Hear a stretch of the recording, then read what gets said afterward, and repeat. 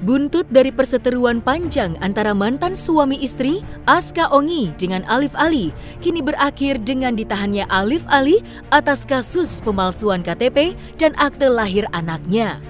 Akibat dari ulahnya itu, Alif kini resmi menjadi tahanan di Rutan Polda Metro Jakarta. Mendengar terkait Alif Ali yang kini telah resmi ditahan, Aska Ongi yang ditemani oleh kuasa hukumnya pun turut memberikan tanggapan mengenai tertangkapnya sang mantan suaminya itu akibat pemalsuan berkas. Lantas, seperti apa reaksi Aska Ongi mendengar Alif kini sudah mendekam di balik jeruji besi? Jadi terkait dengan saudara Alif Ali, ya, tadi malam penyidik dari Direktorat Kriminal Umum Polda Metro Jaya telah menetapkan yang bersangkutan sebagai tersangka, ya, dengan sangkaan terkait dengan pemalsuan dokumen, ya, pemalsuan dokumen sebagaimana yang dilaporkan oleh seseorang terhadap dirinya, ya, sehingga mulai tadi malam penetapan tersangka dan juga dapat penahanan, ya, ancaman hukuman 7 tahun pemalsuan dokumen. Pemeriksaannya dari kemarin siang, ya, sampai malam, ya, siang sampai malam, tapi tentunya ada jeda-jeda waktu istirahat dan sebagainya seperti itu, ya. Bersangkutan juga mengakui, jadi maksud daripada pemalsuan dokumen itu memang inisiatif yang bersangkutan. Alhamdulillah kita diberitahukan oleh penyidik bahwa kemarin Alif Ali memenuhi panggilan tersangka, yang mana panggilan itu panggilan kedua, dan ketika dilakukan pemeriksaan sebagai tersangka, penyidik meyakini bahwa perbuatan itu ada, alat-alat bukti terpenuhi, sehingga penyidik dengan kewenangannya berdasarkan syarat subjektif objektif melakukan penahanan terhadap tersangka Alif.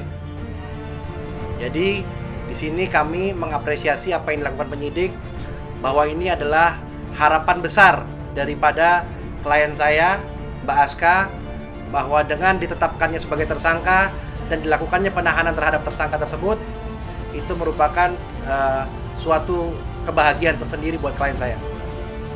Jadi artinya Mbak Aska mengapresiasi apa yang dilakukan penyidik, walaupun laporan polisi ini sudah lama dibuatnya.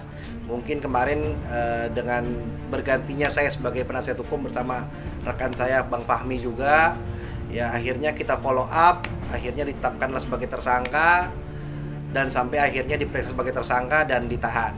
Jadi apa ya harapan Aska selama ini tidak percuma lapor polisi, bahwa alhamdulillah telah ditetapkan tersangka dan kita harapannya segera diproses sampai ke pengadilan. Artinya setelah dilakukan pemeriksaan tersangka, dilakukan pemberkasan, dikirimkan ke kejaksaan untuk cepat P21 dan bisa sampai ke pengadilan. Dan kami siap akan mengawal sampai ke pengadilan, dan Aska siap juga datang sebagai saksi. Karena udah sesuai dengan yang saya mau, dia ditahan dan dia harus mempertanggungjawabkan apa yang diperbuat.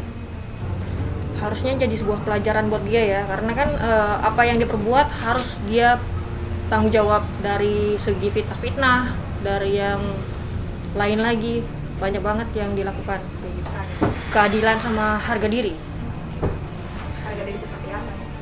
Ya kalau misalnya Mbak direndahkan sama orang lain, ya pasti Mbak memperjuangkan harga diri Mbak, kan. Sempat memanas akibat kasus dugaan KDRT yang dilakukan oleh Alif Ali kepada Aska Ongi. Kini hal itu nampaknya membuat trauma tersendiri untuk Aska yang sempat menunggu hingga 2 tahun lamanya guna mencari keadilan bagi dirinya kala itu. Mengaku sudah lega atas penahanan yang terjadi pada Alif Ali, kini seakan tak mau kembali terulang. Aska Ongi pun kini nampaknya telah menutup pintu damai untuk sang mantan suami, yang saat ini telah resmi statusnya menjadi seorang tahanan. Lantas, seperti apakah ungkapan pihak Aska Ongi yang telah menutup pintu perdamaian untuk Alif Ali? Terkait dengan upaya perdamaian, ya, saya juga per hari ini tadi pagi sempat menerima chat WA dari salah satu kuasa hukumnya. Kita mengambil sikap karena permasalahan ini sudah berulang. Awalnya dulu ketika ada laporan KDRT yang kemudian sudah dicabut.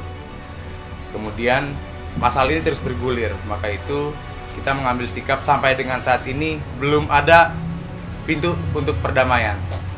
Kita tetap ingin kasus ini berproses sampai ke pengadilan.